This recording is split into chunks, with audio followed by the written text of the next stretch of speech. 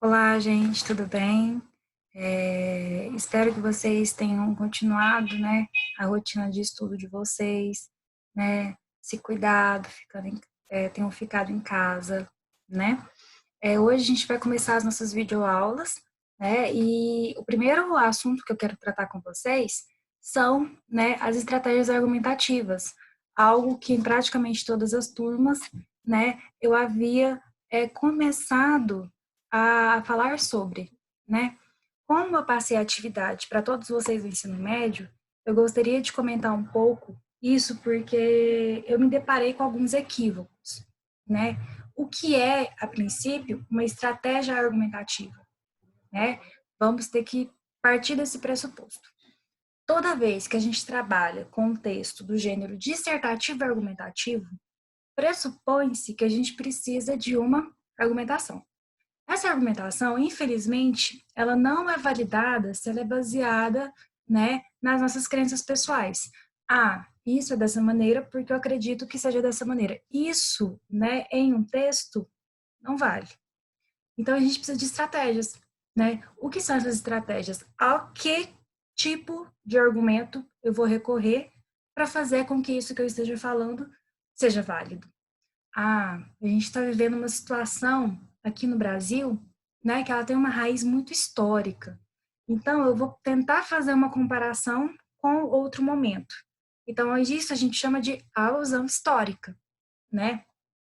Ah, eu penso dessa maneira porque uma pesquisa lançou uns dados que comprovam isso que eu estou pensando, né?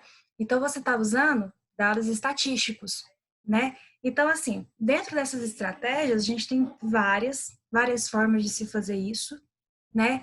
E é necessário, então, que a gente reconheça como isso é feito na escrita. Vamos ao nosso primeiro exemplo.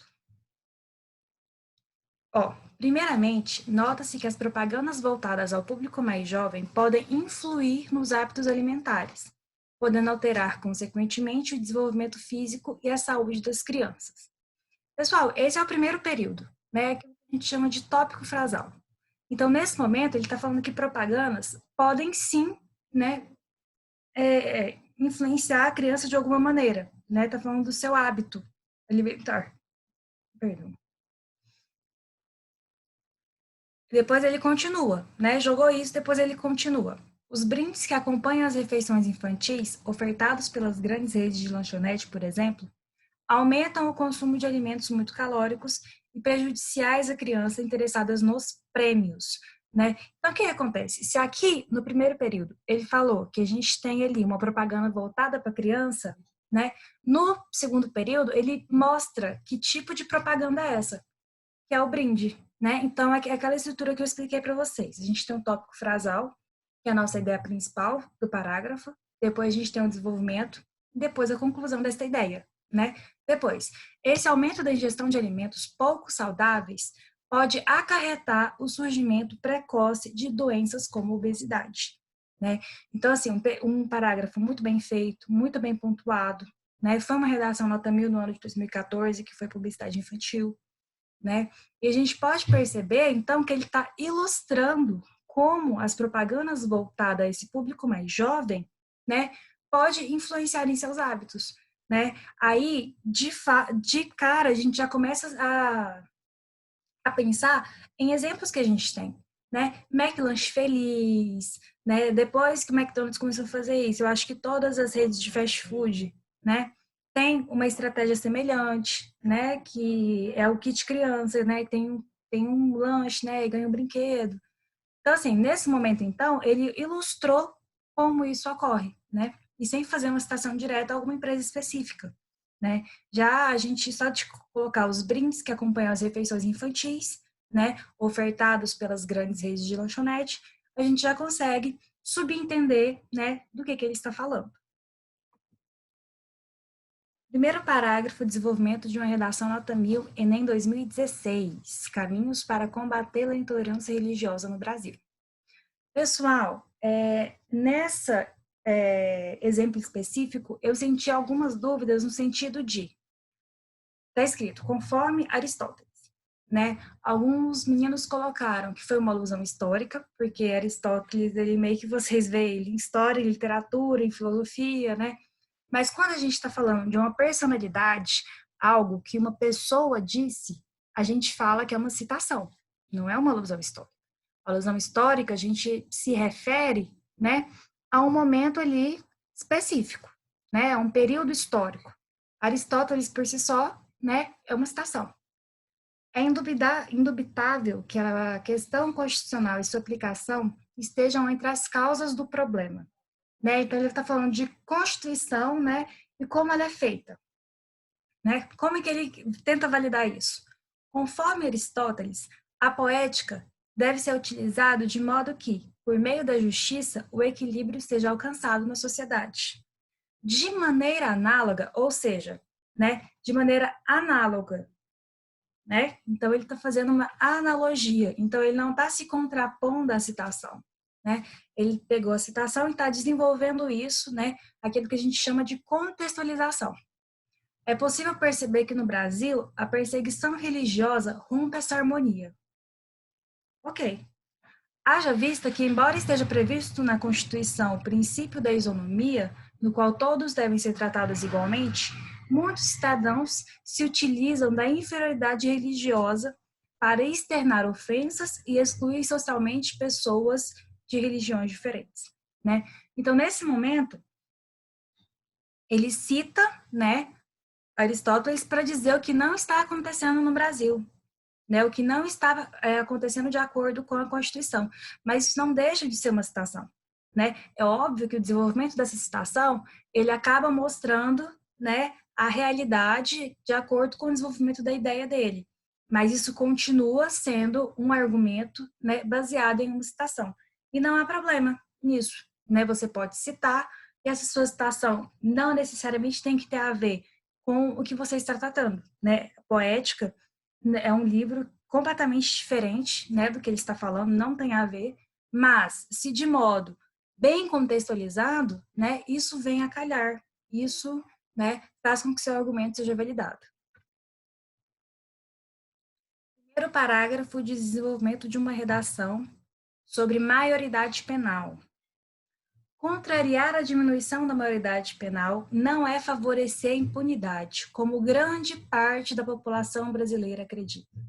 Pessoal, essa estratégia, eu acho ela genial, porque você não precisa de um repertório decorado, no sentido de, eu decorei a citação de tal pessoa para fazer isso, eu decorei, né, aprendi tal momento histórico para fazer isso. Não, essa daqui você simplesmente vê uma coisa, que é uma ideia do senso comum, né, e normalmente o tema do Enem já vai te sugerir uma coisa, né, que é contra a ideia do senso comum, ele vai te mostrar um problema que é real, né, então, quando você faz isso, contrariar a diminuição não é favorecer a impunidade, como grande parte da população brasileira acredita, né? Você está fazendo uma contra-argumentação, né? Indo contra o senso comum da sociedade. E a partir disso, você já consegue mostrar a ideia principal do seu parágrafo, né? E desenvolver a partir disso. No entanto, ir de contra essa ação é exigir soluções como investimento em maior escala nas entidades de detenção socioeducativas, nas escolas técnicas de tempo integral, e aumentar a punição para os crimes hediondos cometidos por esses. Assim, mantém-se o adolescente mais tempo na escola e pune o que insistirem em cometer crimes, né? Então, assim, ele fala que não é uma alternativa e favorecer a idade penal, isso não é impunidade, mas, ao mesmo tempo, né, quando ele coloca esse no entanto, para você acreditar nisso, você precisa também de saídas, né? Esse jovem precisa ter o que fazer, né? Ele deve ter um aparato de políticas públicas, né, para não ser desta maneira, né? Então essa estratégia contra a argumentação, né, ela é muito boa, muito criativa, né? E eu acho que ela pode cair em qualquer tema. Qualquer tema você pode pensar, né? Qual é o pensamento do senso comum, né? A ideia do senso comum está correta, né? Eu posso me contrapor a isso? E ela serve também para a introdução. Vamos para a próxima. Segundo parágrafo, desenvolvimento de uma redação nota 1000, Enem 2016. Persistência da violência contra a mulher na sociedade brasileira. De acordo com o estudo Mapa da Violência, galera, de acordo com o estudo, ele vai fazer o quê? Ele vai citar um dado, né? Então, é um argumento baseado em dados estatísticos. Nas últimas 3 décadas, houve um aumento de mais de 200% nos índices de feminicídio no país.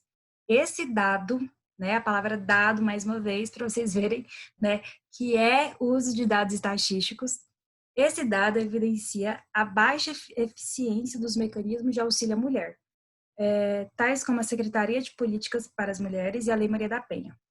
A existência desse mecanismo é de suma importância, mas suas ações não estão sendo satisfatórias para melhorar os índices alarmantes de agressão contra o erroneamente chamado sexo frágil, né? Então, aqui, esse argumento todo é baseado nesse dado, né? Tem um estudo da Mapa da Violência e, ao mesmo tempo que esse dado existe, a gente vê que existem mecanismos que estão indo contra a violência, né? Mas ao mesmo tempo essa violência está existindo, né? Então assim, a persistência está acontecendo, né? Porque a gente tem uma ineficiência, uma ineficácia dos mecanismos, né? Que defendem a mulher legalmente, né? Então aqui a gente tem o uso de dados, né? Normalmente o uso de dados ele vai estar muito relacionado, né? Ao que você tem de disponível nos textos motivadores, a não ser dados assim que as pessoas sabem, né? Ah, o Brasil ocupa tal ranking na economia, o Brasil ocupa, esses dados a gente acaba decorando. Mas dados específicos dessa maneira, não tem problema você pegar nos textos motivadores, desde que vocês não se limitem a esse dado ao longo do texto, né?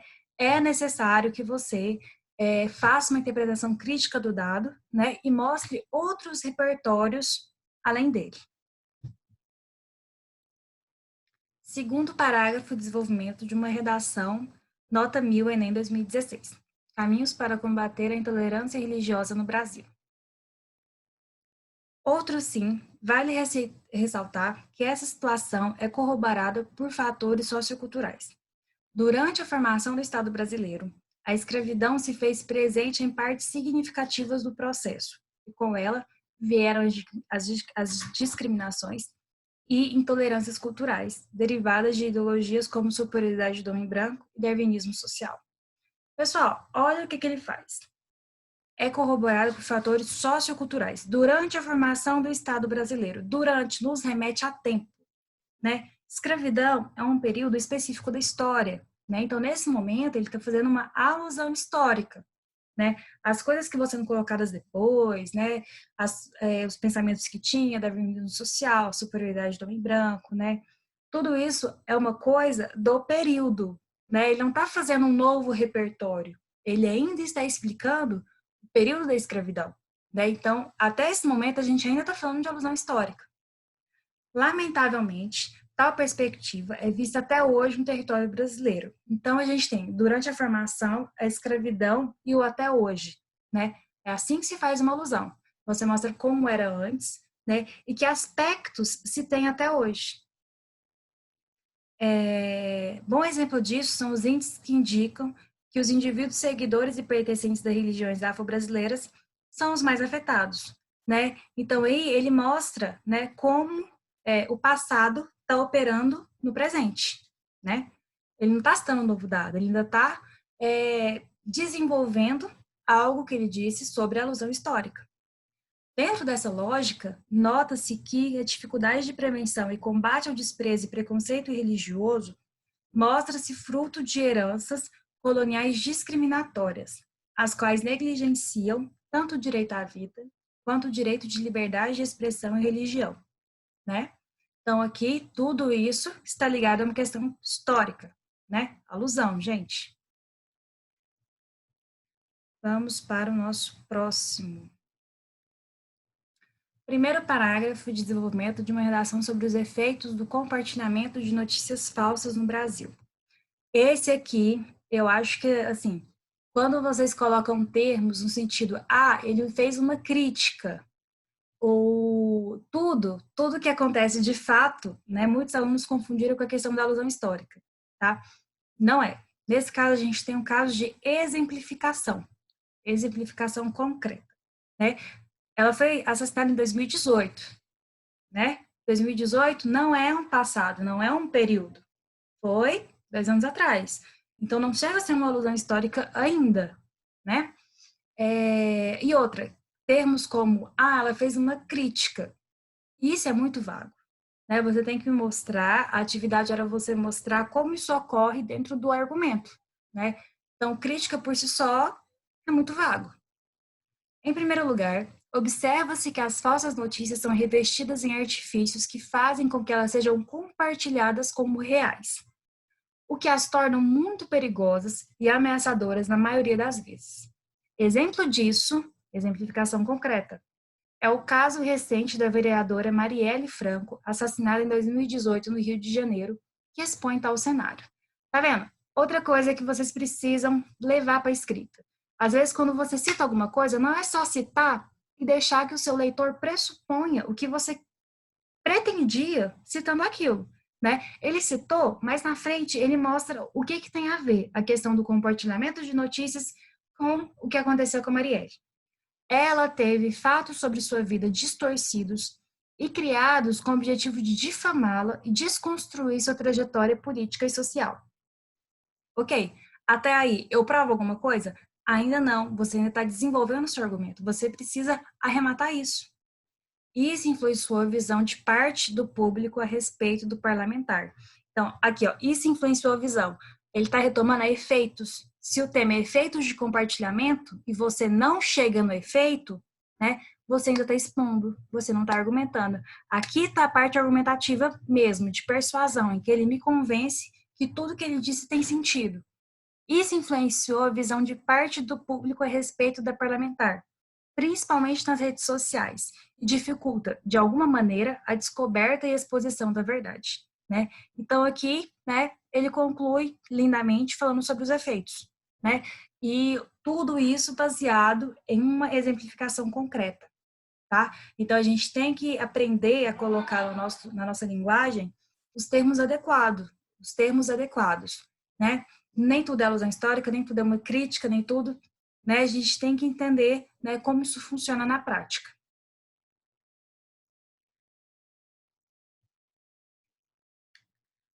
Agora, né, primeiro parágrafo, desenvolvimento de uma redação nota 1000, Enem 2015, que era publicidade infantil. Nesse aqui, eu vi que muita gente bambeou nas respostas porque a gente tem dois exemplos. Dois exemplos não, dois tipos de repertório. Mas se vocês prestarem atenção, o que de fato comprova esse argumento é a comparação de duas realidades, quando ele coloca Reino Unido e Brasil. Até então, o que ele disse antes não é o que faz a comprovação. E é uma dúvida comum, né? Já que a gente está diante de um parágrafo muito bem construído e cheio de referências. As habilidades publicitárias são poderosas, visto que o uso de ídolos infantis, desenhos animados e trilhas sonoras induzem a criança a relacionar seus gostos a vários produtos. Dessa maneira, as indústrias acabam compartilhando seus espaços. Como exemplo, as bonecas Monster High, fazendo propaganda para redes de fast food McDonald's. Né? A falta de discussão sobre o assunto é evidenciada pelas opiniões distintas dos países. Aqui está o grande problema, né, desse parágrafo. Se a gente está falando de publicidade infantil em questão, né, e a gente tem uma proposta, os textos motivadores relacionados à regulamentação, a comparação de como isso acontece em vários países, né, o que a gente vai pensar é como essa publicidade, né, influencia, né, a criança e como que isso vai tendo seus espaços, né? Então aqui, conforme a OMS, no Reino Unido, há leis que limitam a publicidade para crianças, como a que proíbe parcialmente, em que comerciais são proibidos em certos horários. E é que personagens famosos não podem aparecer em propagandas de alimentos infantis. Já no Brasil, há a autorregulamentação, na qual o setor publicitário cria normas e as acorda com o governo, sem legislação específica. Né? Aí a gente faz o seguinte, a gente compara uma realidade do Reino Unido e do Brasil em vários aspectos, né? Desigualdade social, né? Economia. Quando a gente já coloca isso e já pensa em que países, né, mais desenvolvidos, têm um patamar de regulamentação, né, muito forte, né, isso é uma lei, isso é uma regra, e a gente pega o Brasil que não tem nada específico a respeito, a gente entende a diferença de realidade, né? E a gente entende o poder de influência que isso tem sobre a criança, né? Que é o telespectador. Então, nesse caso, a comparação ela é boa nesse sentido. Foi aquilo que eu comentei com vocês sobre comparar culturas, né? Você mostrar como que existe outra, acho que foi no tema do casamento infantil que a gente falou sobre a Índia, né? Comparar a cultura da Índia, né, da questão do casamento, com o que acontece no Brasil, né? Não é uma questão de criticar ou não uma realidade, vai mostrar como isso pode ter interpretações e quando que isso começa a ser um problema. O Brasil isso é um problema, né? Assim como o casamento infantil na Índia não é problema, aqui é um problema, né? É esse o grande rolê da comparação. Você tentar chegar no problema a partir do olhar de outra realidade. Primeiro e segundo parágrafos de uma redação nota 1000 Enem. A persistência da violência contra a mulher na sociedade brasileira. Pessoal, esse aqui, ele é muito evidente devido aos conectivos, né? E eu entendi as dúvidas em relação a esse tipo de articulação, porque agora é que a gente vai começar a falar sobre a competência 4, né? Então, vamos lá. Observa-se de início, é o nosso D1, que casos relatados cotidianamente evidenciam o conservadorismo do pensamento da população brasileira. São constantes as notícias sobre o assédio sexual sofrido por mulheres em espaços públicos, como no metrô paulistano. Essas ações e a pequena reação a fim de acabar com o problema sofrido pela mulher demonstram a normalidade da postura machista da sociedade e a permissão velada para o seu acontecimento. Esses constantes casos são frutos de um pensamento machista que domina a sociedade e descende diretamente do paternalismo em que cresceu a nação. Então, aqui, ó, tá dando causas pra gente. São frutos do pensamento. Isso é causa, né? Tá mostrando a causa desse problema, ou seja, por que persiste, né? Que é algo que vai diretamente com o direcionamento persistência. Agora, como é que começa o D1? Em consequência disso, né? Então, quando a gente pensa em consequência disso, automaticamente ele está sendo uma relação de causa e consequência. Lembra que eu falei para vocês que nem todo tema, nem todos os temas é possível fazer esse tipo de relação? Falar só de causa, ou só de consequência, ou só de causa e consequência? Então, esse aqui é um exemplo, né? Nesse caso, coube a relação de causa e consequência e ficou legal, né? Em consequência disso, a violência contra a mulher permanece na contemporaneidade, inclusive dentro do Estado, sem que haja ações para se estabelecer a conscientização a respeito da igualdade de gênero. Nesse viés, elas são constantemente tratadas com inferioridade pela população e pelos próprios órgãos públicos. Esse tratamento pode ser visto com clareza por meio da culpabilização da vítima de estupro, que, chegando à polícia, é acusada de causar a violência devido à roupa que estava vestindo.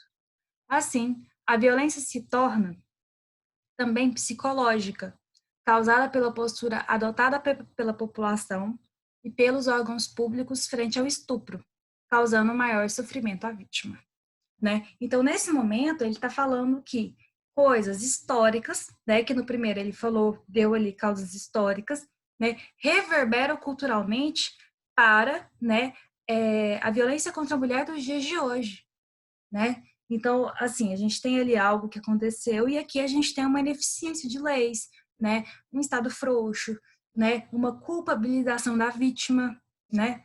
Tudo isso é consequência de um problema que tem outras raízes, né? Causa e consequência.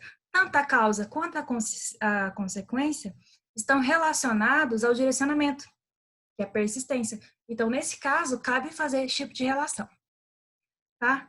Galera, é isto, né? É, espero que vocês tenham entendido, né? Qualquer coisa, vocês estão com o meu contato de e-mail, qualquer dúvida, eu estou disponível para atendê-los, né? e mantenham a rotina de vocês, né? Que vai dar tudo certo, tá? Um beijo.